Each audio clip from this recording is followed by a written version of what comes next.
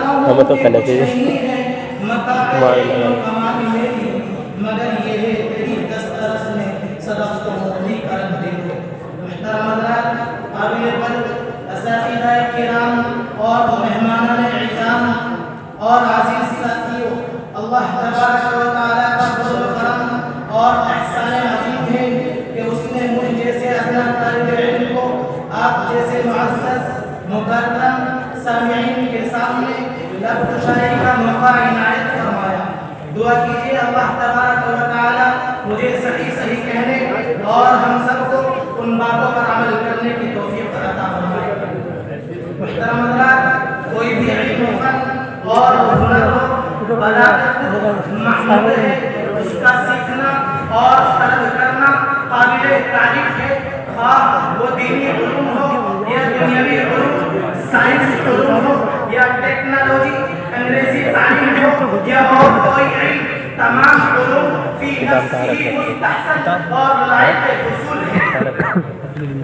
اگر آپ حاصل کردہ علوم سے اسلام کی نشر و اشاعت کریں گے، دین کی ترویج و تبلیغ کریں گے، شریعت اسلامیہ سے ناواقف لوگوں کے قلوب میں ایمانی نور پیدا کریں گے، ان کے دلوں کو اسلامی تعلیمات سے معمور کریں گے، ان کے ذہنوں میں نبوی اخلاق و عادات اور پیغمبرانہ کردار اتاریں گے، تو یہ علم آپ کے لیے قیامت کے دن حجت اور ذریعہ نجات بن جائے گا، اعلیٰ و ارفع مقام حاصل کرے گا. اس کے برعکس اگر آپ حاصل کردہ علوم سے اسلام کو نقصان پہنچائیں گے، قرآن پر اعتراض کریں گے، شریعت اسلامیہ کو دار و دار بنائیں گے، علماء صلحاء کے صاف شفاف دامن پر دھبا لگائیں گے، نام و نمود شہرت و ریاکاری کے واسطے علم حاصل کریں گے، تو یہ علم آپ کے لیے وبال جان بن جائے گا.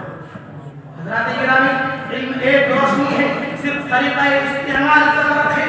اگر آپ حاصل کردہ علوم کو کار خیر میں لگائیں گے تو باعث خیر بن جائے گا، اگر آپ کار شر میں لگائیں گے تو باعث شر بن جائے گا.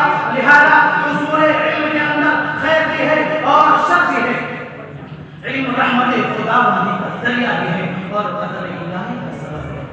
اس لیے آپ شوق سے اپنے بچوں کو اسکول و کالج میں پڑھائیں، گریجویشن کرائیں، بڑی بڑی ڈگریاں دلائیں، اس پر کوئی اشکال نہیں ہے. آپ کو سب کچھ کرنے کی اجازت ہے. خوب کمائیں، خوب ترقی کرے، علوم و فنون میں مہارت پیدا کرے، مگر اکبر الہبادی کا یہ پیغام ذہنوں میں رکھے: تم شوق سے کالج میں پڑھو، پارک میں کھیلو. تم شوق سے کالج میں پڑھو، پارک میں کھیلو. جائز ہے غباروں میں تو چرخ پر جھولو. بس ایک سخن بندہ عاجز کی رہے یاد، اللہ کو اور اپنی حقیقت کو نہ بھولو. اسی کے ساتھ ہندوستان کے سب سے پہلے ایجوکیشن منسٹر مولانا ابوالکلام آزاد کا وہ خطبہ بھی دہراتے چلتے ہیں جو انہوں نے کلکتہ کے اندر 13 دسمبر سن 1920 عیسوی میں مہاتما گاندھی کی زیر صدارت منعقد ہونے والی کانفرنس میں انگریزی تعلیم کی ڈگریاں لے کر ڈاکٹر اور کلکٹر کی نوکری کا خواب دیکھنے والوں سے خطاب کرتے ہوئے کہا تھا: ہندوستان میں سرکاری تعلیم میں جو نقصانات ہمارے قومی مسائل اور حالات کو پہنچائے ہیں، ان میں سب سے بڑا نقصان یہ ہے کہ تحصیل علم کا مقصد اعلیٰ ہماری نظروں سے محجوب ہو گیا ہے. علم خدا کی ایک بار امانت ہے، خدا کا دیا ہوا ایک حسین تحفہ ہے. اس کو صرف اور صرف اس لیے ڈھونڈنا چاہیے کہ وہ علم ہے. لیکن سرکاری اسکول و کالج نے ہمیں ایک دوسری طرف راہ بتائی ہے. بس اب ہندوستان میں علم کو علم کے لیے نہیں بلکہ معیشت کے لیے حاصل کیا جاتا ہے. ہر بڑی بڑی تعلیمی عمارتیں جو انگریزی تعلیم کی آبادیاں ہے کس مخلوق سے بنی ہوئی ہے؟ مشتاقان علم اور شمشتگان حقیقت سے نہیں، ایک مٹھی گیہوں اور ایک پیالہ چاول کے پرستاروں سے جن کو یقین دلایا گیا ہے کہ بغیر حصول علم کے وہ اپنی غذا حاصل نہیں کر سکتے.